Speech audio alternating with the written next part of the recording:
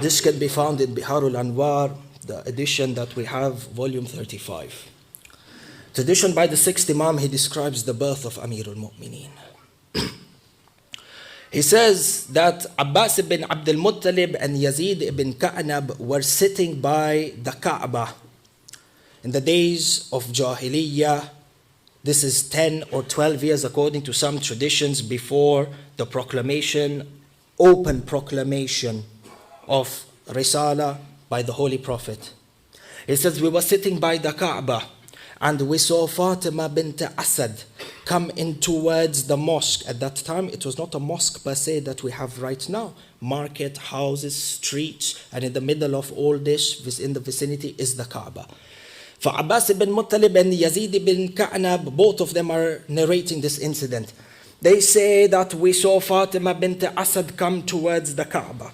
She stood in front of the Kaaba, and then she was in the last stages of her pregnancy. 9 months in that she was awaiting to give birth to Ameerul Momineen. In this state of late pregnancy, she faces towards the Kaaba, and then she raises up her hands and she makes a dua. She speaks with Allah subhanahu wa ta'ala. She says, Ya Ilahi, إني مؤمنة بك وبكل ما جاء به من عندك الرسل. She says, Ya Allah, I am a believer in you, and I am a believer in every prophet that you have sent. وأنا مؤمنة بكل كتاب أنزلته, and I am a believer in every book that you have revealed. وأنا مؤمنة بكلام جد إبراهيم الخليل الذي بنى هذا البيت العتيق, and I am a believer in the message of my grandfather Ibrahim al-Khalil, who built this house. Even during the time of Jahiliyyah, there was this pure lineage of people who still believed in the unity and the tawheed of Allah subhanahu wa ta'ala. From here we understand that Fatima bint Asad is also from the lineage of Nabi Ibrahim. She was a believer in the oneness of the message of Ibrahim. She was one of those people from one of those families whose najasa of shirk and kufr has never touched this lineage. And then she raises her hands towards Allah. She says, Ya Allah, or she says, Ilahi, inni as'aluka bihaqqi hadha al-bayt wa bihaqqi man banaha wa bihaqqi المولود الذي في إحشائي. She says, Ya Allah, I ask you by the sake of this house, and I ask you by the sake of the person who built this house, and I ask you by the sake of this baby who is in my womb. لما يسرت علي ولادتي. She says, I pray to you and I beseech you by these three. Wasila is something that existed and is from the sunnah of Nabi Ibrahim. Those people and those voices that come out and are against the wasila, they should know that they are not only against the deen of Rasulullah, but they are against the deen of Nabi Ibrahim al-Khalil, who built the Kaaba. Allahu Akbar. Abbas ibn Abdul Muttalib and Yazid ibn Ka'nab say, as soon as she said this, he says, فَإِذَا هِيَ دَعَتْ بِهَذَا الدُّعَاء فرأينا البيت كان انفتح من ظهره.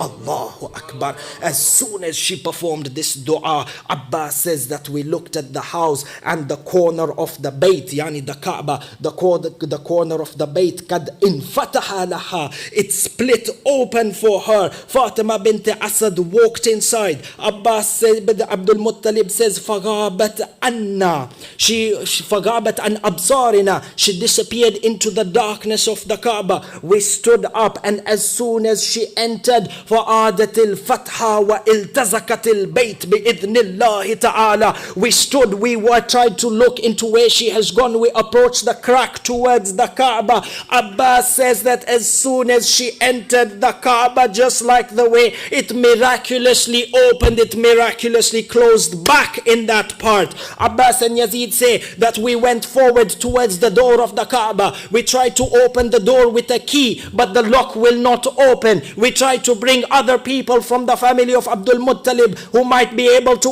open the lock. One other tradition says outside the one of Bihar that they tried to break the lock with a stone, but the lock on the door of the Kaaba would not open. Abbas says, فَعَلَمْنَا أَنَّ هَذَا مِنْ أَمْرِ اللَّهِ. Abbas says, we knew that this was one of those actions from a divine Lord and a divine power. Allahu Akbar. The narration says that the entire Makkah was speaking about this event. How is it that a woman who is pregnant carrying a baby in her womb, how is it that she comes into the Kaaba and the wall miraculously opens for her and closes back? How is it that the door of the Kaaba cannot open and this lock cannot be opened? This incident became the conversation of each and every family in Makkah. You go into the markets, the traders are speaking about how the walls of the Kaaba split open for Fatima bint Asad. You look at the children are talking what they heard in the house, and the talk in the house is how the Kaaba split open for Fatima bint Asad. For 3 days, the narration says, the people of Makkah surrounded the Kaaba, waiting to see what would happen, waiting to see when Fatima bint Asad would come out, waiting to see how she will come out. Allahu Akbar. The tradition says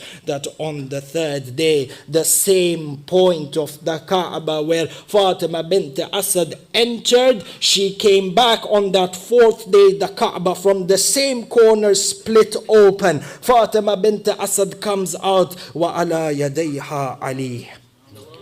She says she comes out of the Kaaba. She comes out of the Kaaba and she has a newborn baby in her hand. Allah, the people are looking at her. They are looking. They don't know whether to be mesmerized by which miracle. Should they be mesmerized by the nur that is shining from this newborn infant? A nur that glows from his face and rises up to the heavens. Should you be mesmerized by this, or should you be mesmerized by the fact that the Kaaba has split open in front of you again and has split back in front of you again, as in joined back together? The people are stunned, the people are astounded, and at this point Fatima bint Asad alayha salam stands. She is standing, she is holding Ameerul Momineen. She says, Ayyuhan nas. She is now addressing the people who are absolutely dumbfounded and don't know what to make of this situation. She says to them, Ayyuhan nas, قد أختارني الله وفضلني على كل من قبلي من نساء العالمين. She says, Fatima bint Asad says, Allah subhanahu wa ta'ala has honored me and has selected me over every other woman from the women of the world who have come before me. Then she goes on to give the reason for this. She says, لأني قد ولدت في بيته العتيق. I gave birth in the house of Allah subhanahu wa ta'ala. وبكيت فيه 3 أيام أعكل من ثمار الجنة وأوراقها. She says that I was the guest of Allah subhanahu wa ta'ala inside the Kaaba. I gave birth inside the house of Allah. I was his guest for 3 days and I ate from the fruits of Jannah for the 3 days that I was inside the Kaaba. Even more stunning than this, she says, and when I wanted to come out with my baby, فَإِذَا حَتَفَ بِي هَاتِفٌ. She says that I heard a cry from the skies, or a person cried out. You can't say person. Best way to translate this is to say that she heard a cry from the heavens. Ajib. Who is this cry from? Is this the cry of Jibreel? Is this the cry of Mikael? Is this the cry of Israfil? Who is it? You find out from the content of the message over here. She says, فَإِذَا حَتَفَ بِي حَاتِفٌ وَقَالَ لِي يَا فَاطِمَةَ سَمِّيهِ عَلِيًّا فَإِنِّي قَدْ اشْتَقَقْتُ or فَإِنِّي قَدْ اشْتَقْتُ اسْمُهُ مِنْ ismi فَأَنَا عَلِيٌّ أَعْلَى. The speaker is Allah subhanahu wa ta'ala. He says, Oh Fatima, name this child Ali, because I have derived his name from my name and I am Aliyul A'la. Allahu Akbar. Ya Ali, Ali, Ali, Ali.